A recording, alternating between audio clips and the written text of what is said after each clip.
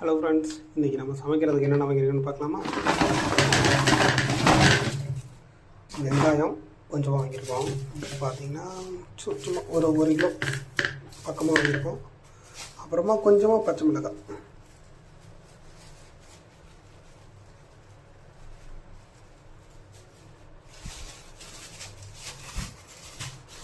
பார்த்திங்கன்னா தெரியுமா, கொஞ்சமாக பச்சை மிளகாய்.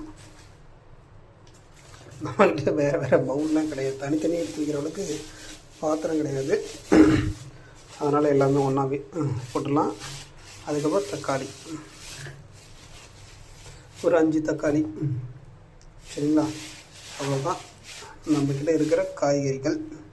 இது ஒரு வெங்காயம். இன்றைக்கி பார்த்திங்கன்னா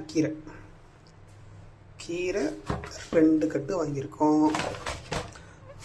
அவ்வளோதான் இன்றைக்கான வெஜிடபிள்ஸ்.